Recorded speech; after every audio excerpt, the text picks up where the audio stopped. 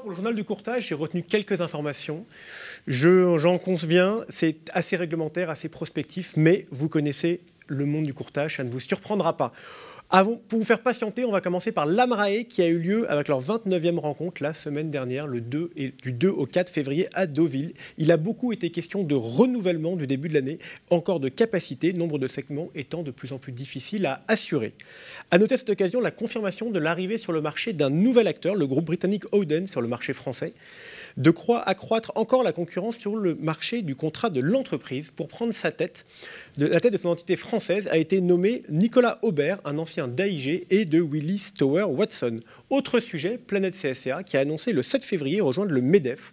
L'occasion de découvrir quelques chiffres et qui probablement vont vous surprendre, en tout cas moi qui m'ont surpris. Aujourd'hui, plus d'un salarié du secteur privé sur deux travaille dans une entreprise affiliée au MEDEF. C'est aussi le premier réseau d'entrepreneurs en France. 95% des entreprises adhérentes au MEDEF sont des PME. Un moyen de profiter de l'interprofessionnalité et de mieux faire entendre la voix de Planète CSCA dans un contexte de profonde mutation. Deux mots de business maintenant. Les députés et les sénateurs ont fini par se mettre d'accord sur un thème bien connu, celui de l'assurance emprunteur. 3 thèmes majeurs avec une application au 1er juin. Premièrement, la suppression partielle du questionnaire de santé.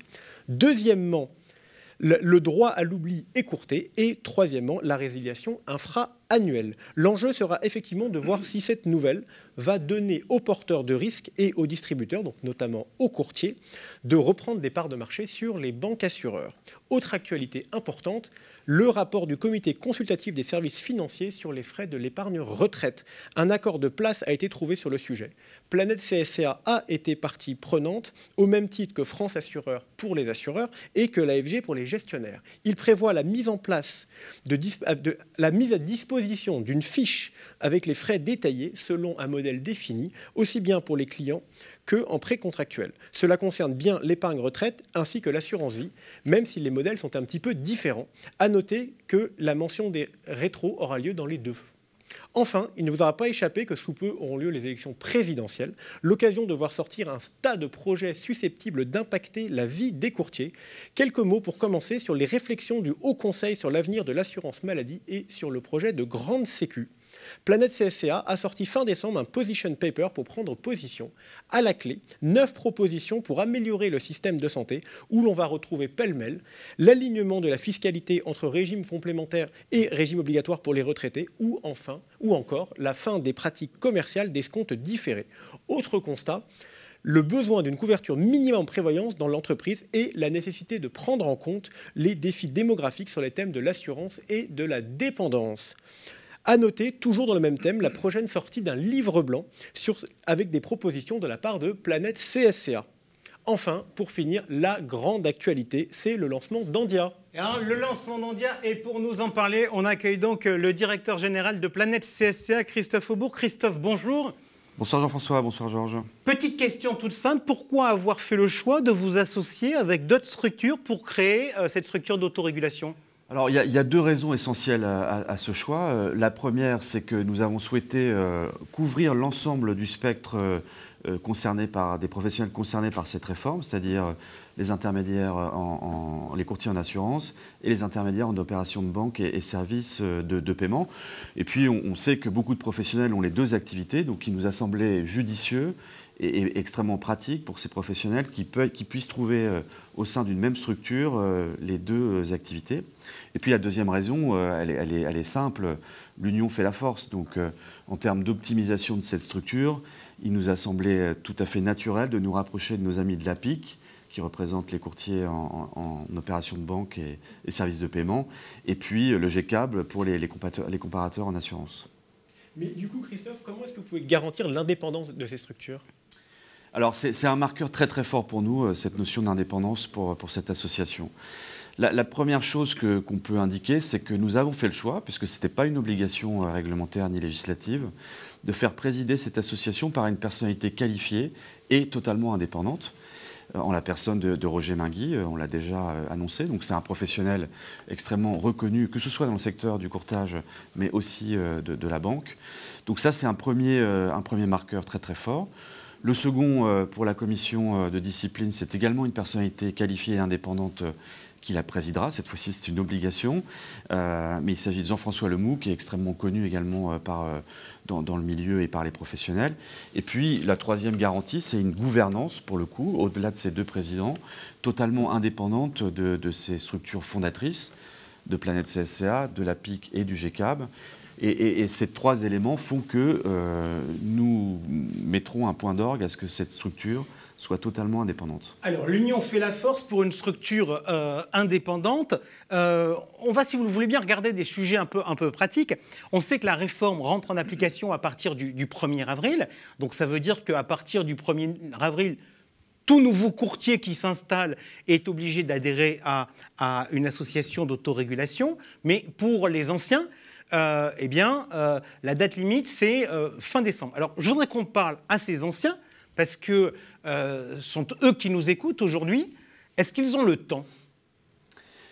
Alors, moi, si je peux me permettre de donner un petit conseil, en fait, à l'ensemble des professionnels concernés par la réforme, c'est de ne pas tarder, de ne surtout pas attendre la fin de l'année pour adhérer à Endia. Pourquoi ? Pour une raison très simple, c'est qu'à la fin de l'année, il va nécessairement y avoir un engorgement, et donc je ne voudrais pas qu'un certain nombre de courtiers voient le risque que leur renouvellement ORIA soit perturbé parce qu'il leur manque une pièce qu'ils n'ont pas réussi à fournir.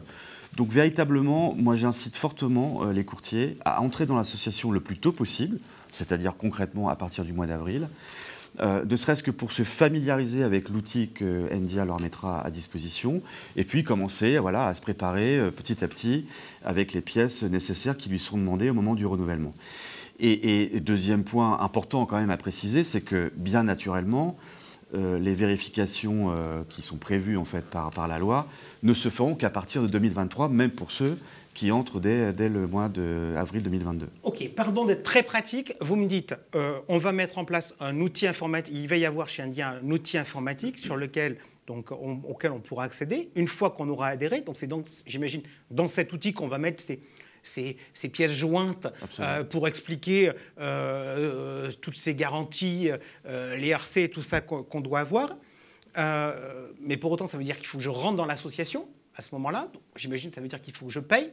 Est-ce qu'en me disant, tiens, faites-le dès maintenant, plutôt que de le faire à la fin d'année, vous n'êtes pas en train de me taper une cotisation en plus ? Alors, on ne pratique pas la double peine, si je puis dire. Donc, bien entendu, toute cotisation de 2022 sera également valable pour 2023. Donc, c'est évidemment très, très incitatif également, en complément de ce que j'ai dit précédemment, pour rentrer le plus tôt possible en 2022. Vous réglez votre cotisation en avril, en mai et en juin 2022 et vous êtes adhérent à l'association Endia jusqu'au renouvellement de fin 2023. Ok. Ça va coûter combien à peu près pour un petit cabinet ? Alors, on a une grille tarifaire qui est en train de se finaliser, un business plan qui tourne autour. On est en fait sur un tarif plancher en dessous de 100 € pour les cabinets ayant un chiffre d'affaires inférieur à 150 000 € de chiffre d'affaires. Le coût est très clair quand je vous passe en tant que courtier. Qu'est-ce que ça m'apporte l'association versus qu'est-ce que m'apporte le syndicat ? Alors, ça, c'est une très bonne question. L'association, comme vous le savez, en fait, elle répond finalement à des nouvelles missions réglementaires qui lui sont confiées par la loi et sous le contrôle de la CPR. Donc, finalement, ces missions, aujourd'hui, à 90%, elles ne sont pas exercées par Planète CSCA. Ça veut dire que demain, Endia va remplir ses missions et ne va remplir que ses missions. Je crois que ça, c'est important vraiment de le préciser. C'est l'autorégulation, rien que l'autorégulation et toute l'autorégulation. En revanche, Planète CSCA va poursuivre ses missions classiques de défense de la profession. Et aujourd'hui, il est important également de rappeler que nous sommes les seuls, finalement, à avoir cette représentativité qui nous permet à la fois de défendre la profession et de représenter ses intérêts auprès de l'ensemble des pouvoirs publics. Planète CSCA continuera également à délivrer les services qu'elle délivre aujourd'hui pour ses adhérents, que ce soit en termes de conformité ou de services juridiques et de conseils en droit social. Et puis, comme toute organisation, on réfléchit aussi à notre transformation, on continue. Et donc, on a quelques projets dans les cartons. Mais je vais vous faire un peu de teasing pour une prochaine émission qu'on pourra vous dévoiler, parce que il est important aussi qu'on s'adapte et qu'on ait ces services assez innovants et nouveaux qui arriveront probablement après l'été 2022. Merci beaucoup Christophe de ces précisions concernant India. Et puis naturellement, on suivra toutes ces actualités à la suite. C'est toute la logique de ces actualités où tous les trimestres, Georges fera le point. Merci Georges d'avoir été avec nous. On vous retrouve